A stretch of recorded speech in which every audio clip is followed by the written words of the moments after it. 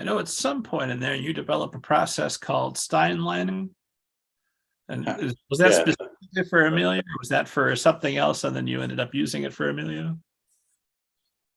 it was an accident. I was just drawing in my notebook and I had some crayon on the previous page and I pressed on the other side of the page with pen and then it made a print on the previous spread because the crayon had printed off the paper. And I thought that was really cool. And I'm always open to discoveries and like playing around with different techniques. So that was where I was at the time. That's where my excitement was. And I followed that and used it to illustrate Amelia, which was this very big, complicated project already.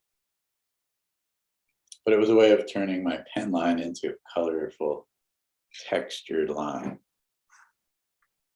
So, yeah, that was a very painstaking process. So I had this like special, there's a video of it on YouTube, but I used a piece of label paper, which is really smooth on one side. And I would cover that with crayon and then flip it over and press on the back with pen to make an impression onto the paper underneath. So I couldn't really see what I was drawing while I had the label paper over my watercolor paper. So it was kind of a blind process, but the results were just so exciting that I just had to work that way. So I got myself into something very complicated. Haven't really used it much on other books, but it just seemed to work well for Amelia because of the like life drawing nature of it, because I wanted to set it in the real world, almost like a reportage of different cities, as if I had been a tourist in the city just sketching in my sketchbook.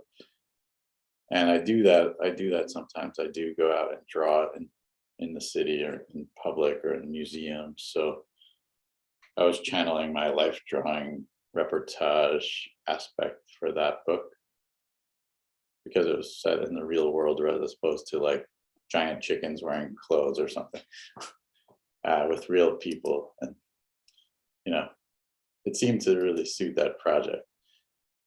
So that's definitely something about me, is that I like to switch up my techniques based on the project that I'm doing and what the book seems to call for. And a lot of people try to sort of bend what they do to the project, or bend the project to what they do already.